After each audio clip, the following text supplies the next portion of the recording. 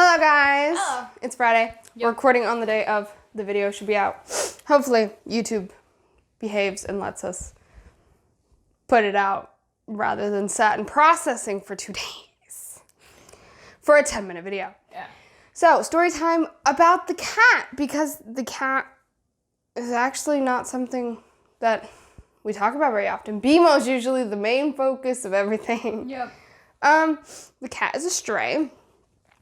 She is no longer a stray. We own her. She is registered in the cat registration system. She is tattooed. She's everything. She has a home. She was a stray. Yeah. So the story that I know is that her owners left her behind. Somebody just kind of yeeted her out the window because we live on the 3rd floor, so Yeah. or 2nd floor, depending on how everybody does that stuff. Top floor. There's 2 people underneath us, so if you, yeah. So the people on the ground floor, they basically let her fly out the window. The other story is she escaped.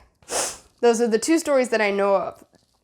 So the story of how we found her actually is quite interesting. I had a boyfriend at the time who were going downstairs to walk BMO.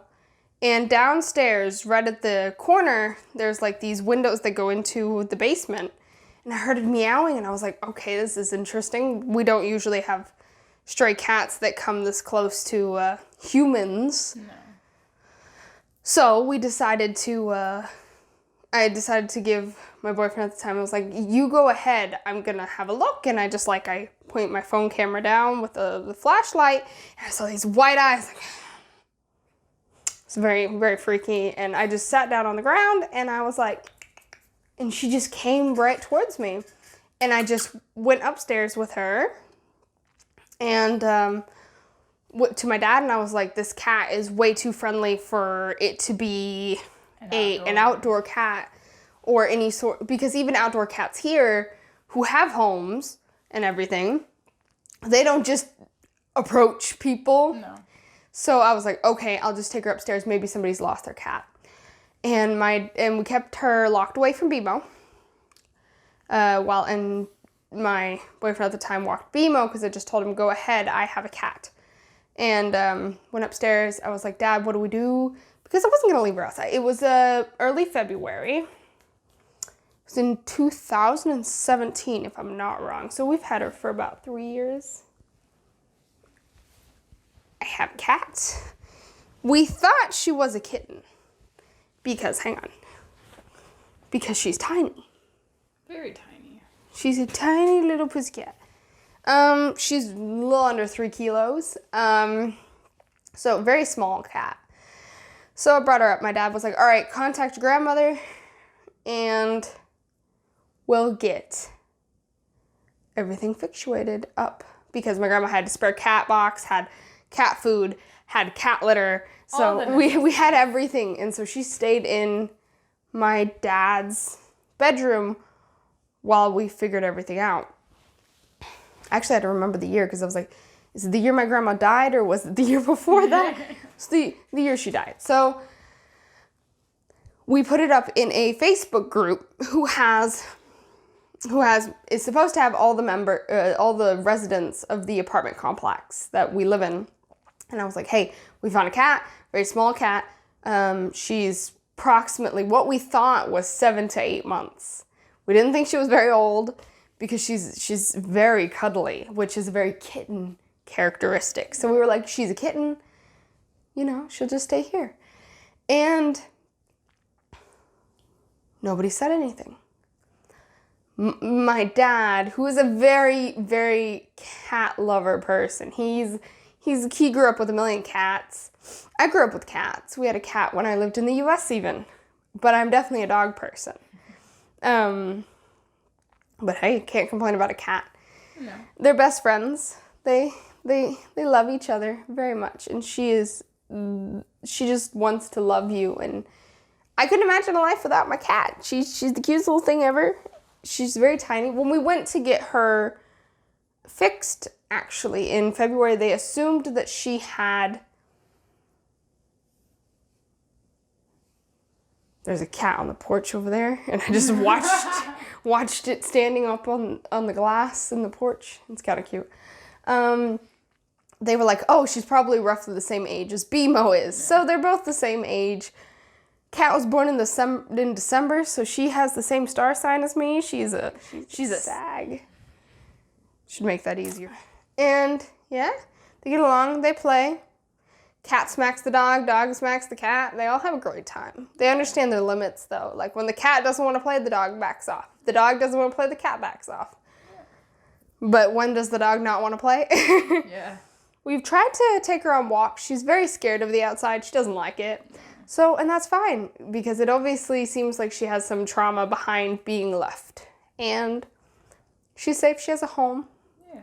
She's fixed. She likes to sit in here in your window.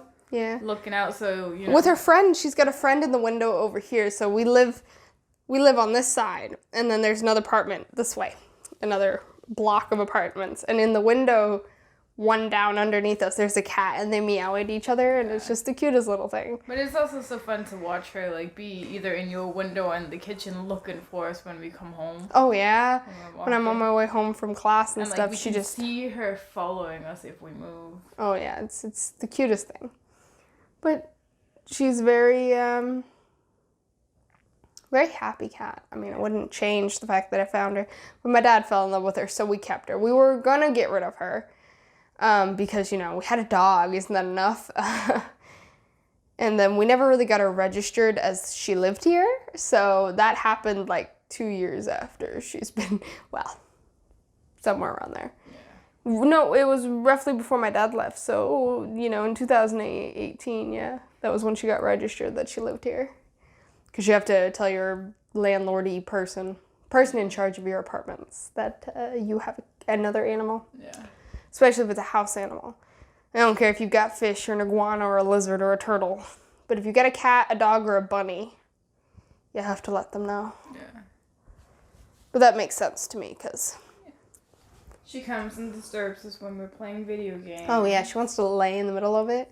She likes to lay under the blanket when I'm sleeping. Like, she wants underneath it by my feet or, like, between my legs. She's freaky and weird about it. Yeah.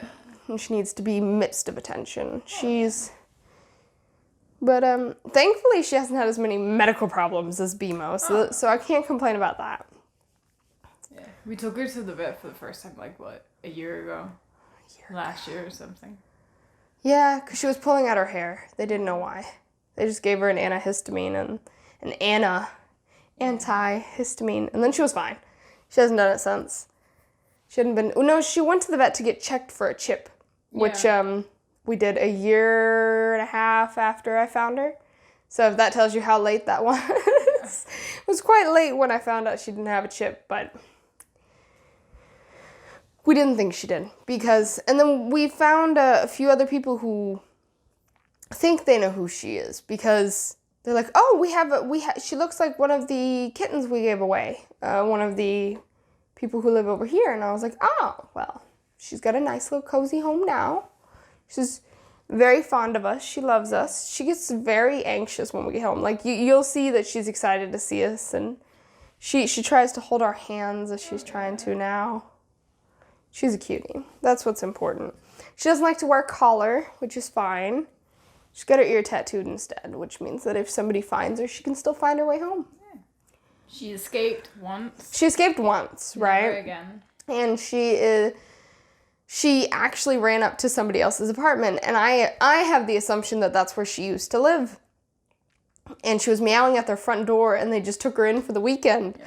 And then they weren't part of the group because we even posted, hey, we lost our cat it was literally between midnight and 2 a.m. we lost her. She ran out the door. And she will not go outside anymore. She will not anything. She doesn't want to be near the door if it's open, which is a good thing. Yeah. I honestly think she got scared, but I was having a meltdown thinking I lost my pet. I've never lost a pet, so I don't really want to experience that. I feel like, my pets love me too much to run away, hopefully. We treat them too much, she gets fattened up by treats. I say if she doesn't gain any weight. Yeah. But she has not grown since we first had her, so She's definitely probably around the 5, 6 area. She turned 6 according to them. And she's just a typical house cat. That's what's written on her breed. She's a house cat. Like people ask, like, oh, what breed is she? A house cat. Just the typical generic house cat. And she's purring and having a good time, yeah, aren't you? You want to also be in videos. Yeah. Gotta remember who you are. Hopefully you live a very long life.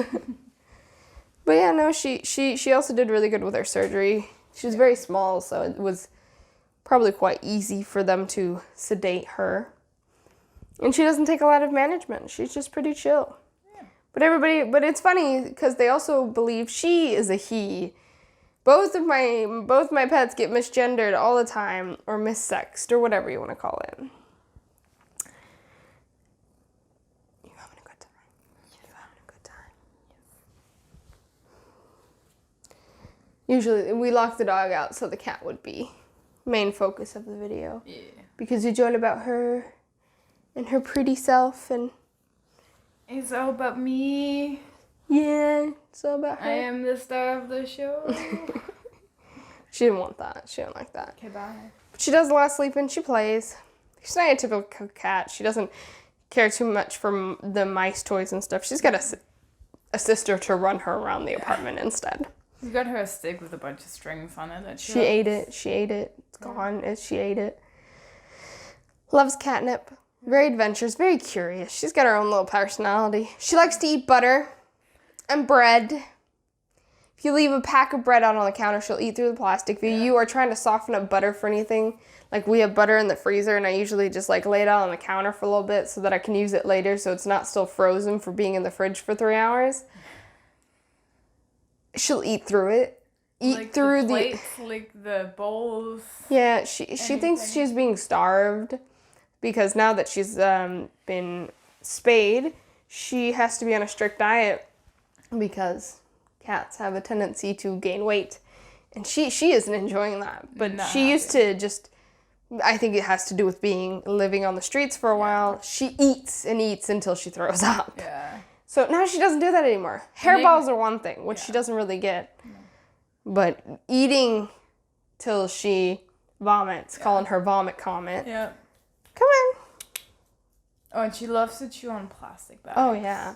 Plastic bags, plastic anything. We all know you want up here. I don't know why you're avoiding this situation. Oh, yeah, she eats my socks. You just got to be under the cable for the mic. Yeah. Yeah, but